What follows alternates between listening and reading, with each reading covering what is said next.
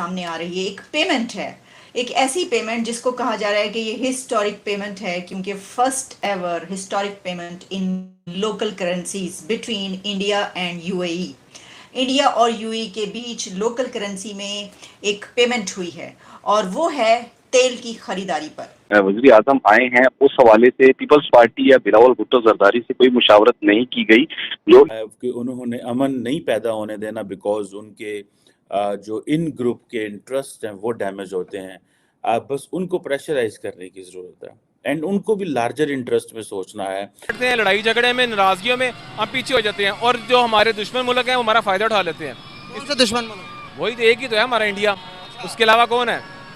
तेल की खरीदारी पर पहली मर्तबा इंडिया और यूएई के बीच 1 मिलियन बैरल ऑयल की खरीदारी पर दोनों ने लोकल करेंसीज में ये पेमेंट की है।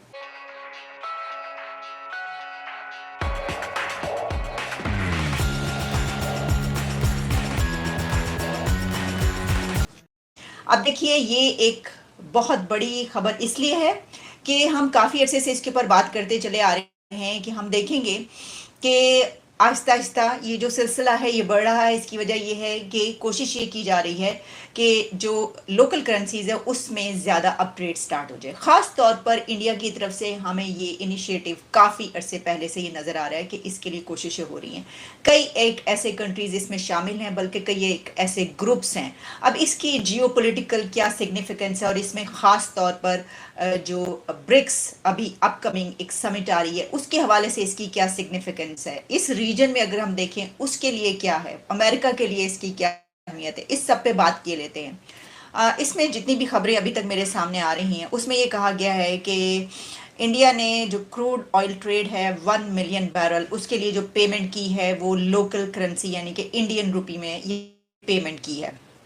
अपने यूएई अरब पार्टनर इस डील में, इस पेमेंट में वो है यूएई।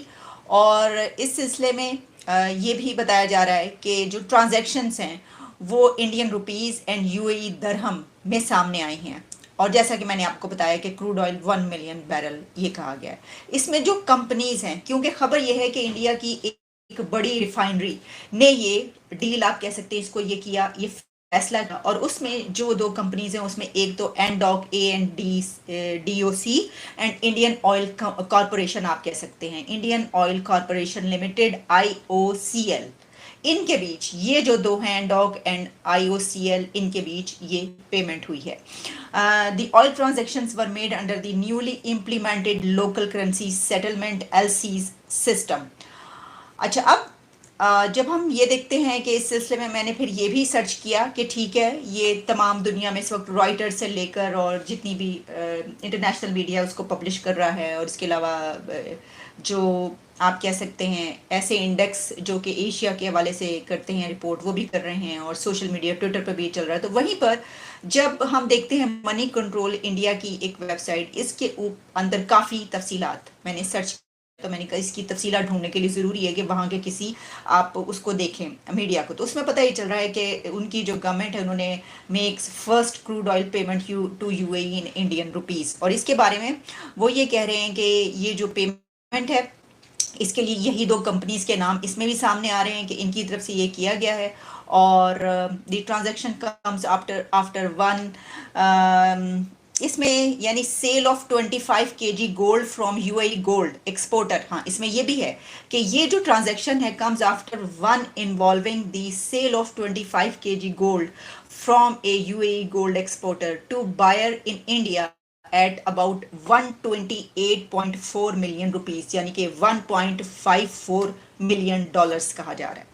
अच्छा, अब ये कहा इन्होंने कि जुलाई में जो है एक एग्रीमेंट साइन हुआ था यूएई के साथ, जिसमें ये अलाउ किया गया था कि to settle trade in rupees instead of dollars, और उसमें बूस्टिंग इंडियाज एफर्ट्स टू इसमें टू कट ट्रांजैक्शंस कॉस्ट।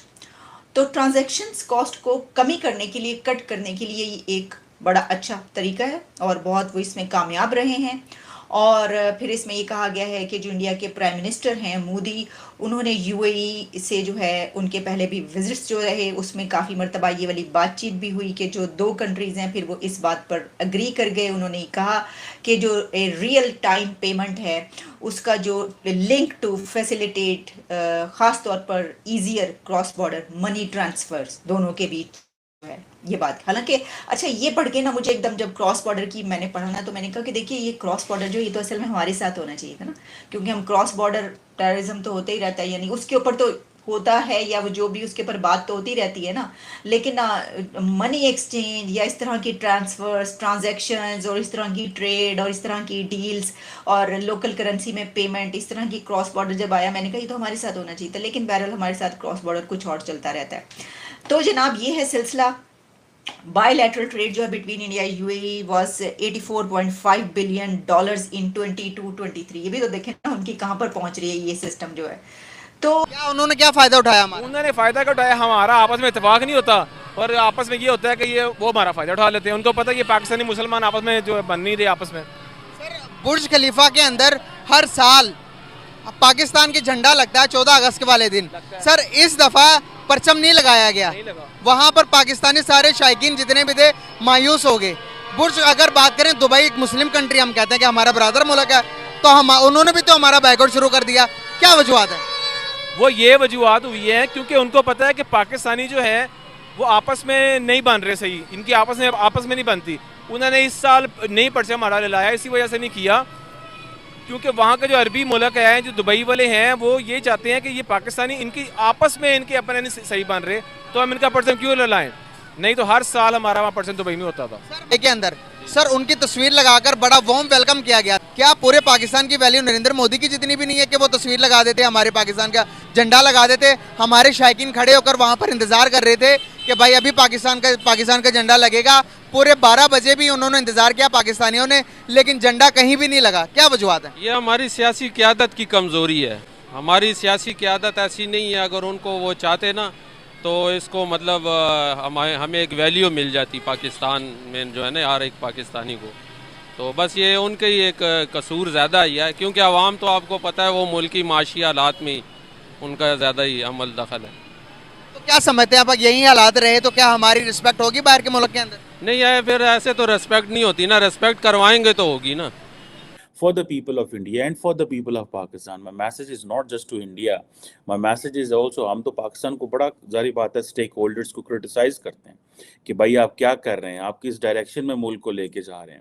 تو سیم از فار انڈیا. آج انڈیا اگر 3.8 یا 4 ٹریلین ڈالر کی اکانومی ہے with 600 بلین ڈالر ریزروز جو ہیں اگر اس کے موجود ہیں اور دین وہ اس کی پاس کیپیسٹی اینڈ کیپیبلٹی ہے کہ وہ آئندہ آنے والے دنوں میں اگر گولڈمین سیکس یہ کہتا ہے کہ یہ دنیا کی دوسری بڑی اکانومی بن جائے گی اور امریکہ تیسرے نمبر پہ ہوگا اور چائنا پہلے نمبر پہ ہوگا ان 2075، تو آپ امیجن کر سکتے ہیں کہ کیا ٹریجیکٹری چل رہی ہے. اور it just doesn't depend on the population, it depends on the people.